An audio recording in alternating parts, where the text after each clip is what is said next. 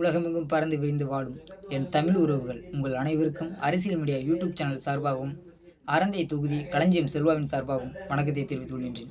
இன்றைய பதிவில் நாம் யாரை பார்க்க உள்ளோம்னா எதை பற்றி பார்க்கணும் அப்படின்னா தமிழக வெற்றி கழகம். தமிழக வெற்றி கழகத்தில் அனைத்து மாவட்டத்தில் உள்ள பொறுப்பாளர் இருக்காங்க. அதில் குறிப்பாக பார்த்துக்கிட்டோம்னா புதுக்கோட்டை மாவட்ட பொறுப்பாளர் மாவட்ட செயலாளர் அருமை சகோதரர் பர்வேஸ் அவர்களை பற்றி தான் நாம் இன்னைக்கு பார்க்க உள்ளோம்.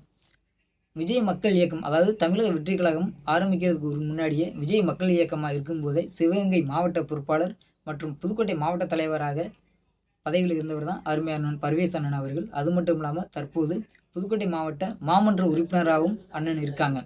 தமிழக வெற்றி கழகம் ஆரம்பிச்சதுக்கு முன்னாடியே தேர்தல் களத்தையும் சந்தித்தவர் அருமை அண்ணன். தற்பொழுது புதுக்கோட்டை மாவட்ட செயலாளராகவும் அண்ணன் இருக்காங்க பர்வேஸ் அண்ணன் அவர்கள். இந்த புதுக்கோட்டை மாவட்டம் 6 சட்டமன்ற தொகுதியை கொண்ட ஒரு மாவட்டம்.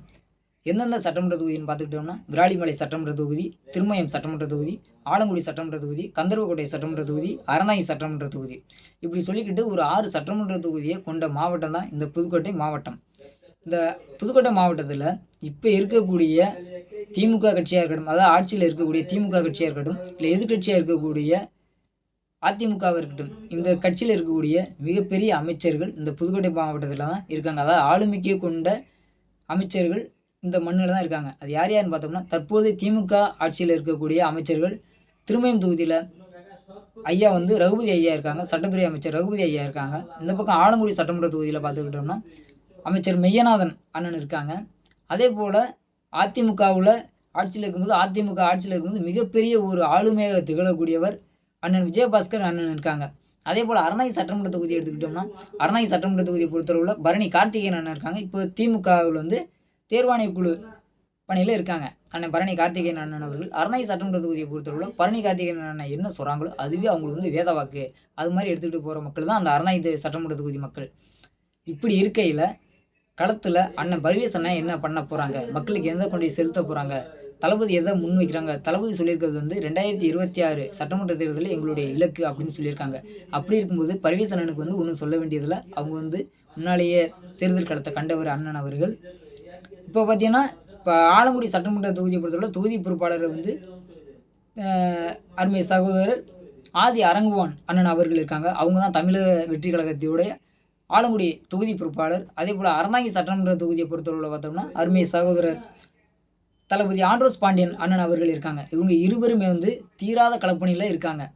ஒரு ஓய்வே இல்லாத ஒரு களப்பணி ஆற்றுறாங்க இந்த 2 தொகுதியிலுமே. அதே போல் 6 சட்டமன்ற தொகுதியிலுமே தமிழக வெற்றி கழகத்துடைய அயராத உழைப்பு இருக்காங்க. இப்படி மிகப்பெரிய அமைச்சர்கள் ஆளுமைகள் இருக்கிற இடத்துல எப்படி தமிழக வெற்றி கழகத்தை மிகப்பெரிய ஒரு ஆளுமையாக கொண்டுட்டு வர போகிறாங்க அப்படின்றதான் கேள்விக்குறியாக இருக்குது. ஆனால் இளம் வயதை சார்ந்த ஒரு தலைவர் ஒரு மாவட்ட செயலாளர் இருக்கும்போது உண்மையிலேயே பெரிய விஷயமாக தான் இருக்குது. வரக்கூடிய 2026 சட்டமன்ற தேர்தல் தான் இதற்கான பதிலை சொல்லும். நிச்சயமாக அரசியல் வியூகத்தை முன்னெடுத்து அருமை சகோதரர் பர்வேஸ் அவர்கள் மக்களுக்கு இப்போக்குமே எங்கெங்கெல்லாம் ஒரு அநீதிகள் நடக்கப்படுதோ ஏழை மக்களுக்கு உதவி செய்கிறதுலே தளபதி பாணியிலேயே அருமை சகோதரர் பர்வேஸ் அவர்கள் உதவி பண்ணிட்டு வராங்க. அதே போல் கட்சி ஆரம்பித்ததில் எந்த ஒரு மாவட்டத்திலையுமே தமிழக வெற்றி கழகத்துன்னு சொல்லிட்டு தனி அலுவலகம் அமைக்காத போது புதுக்கோட்டை மாவட்டத்தில் தமிழக வெற்றி கழகம் என்று ஒரு அலுவலகத்தை ஆரம்பித்தவர் அருமை சகோதரர் பர்வேஸ் அவர்கள் மட்டும்தான். ஆகையால் நாம் பொறுத்திருந்து தான் பார்ப்போம் மக்களுக்கு என்ன செய்கிறாங்க ஏது பண்ணுறாங்க அப்படின்னு. நிச்சயமாக 2026 சட்டமன்ற தேர்தலில் புதுக்கோட்டை மாவட்டம் 6 சட்டமன்ற தொகுதியுமே தமிழக வெற்றி கழகம் கைப்பற்றும் என்பதை நாம் எல்லாருமே உணர்வோம். ஏன்னா இப்போக்குமே இப்போ பொறுத்தளவில் பார்த்துக்கிட்டோம்னா ஒவ்வொரு தொகுதியுமே தமிழக வெற்றி கழகத்தின் கோட்டையாக தான் மாறி வருகின்றன. நம்ம அனைவருடைய எதிர்பார்ப்புமே 2026 சட்டமன்ற தேர்தல் யாருக்கு கை கொடுக்கும், அது மட்டுமே நம்மளுடைய அனைவருடைய கேள்வியாக இருக்கிறது. பார்ப்போம். 2026 சட்டமன்ற தேர்தல் களம் பதில் சொல்லும். நன்றி, வணக்கம். உங்கள் செல்வா.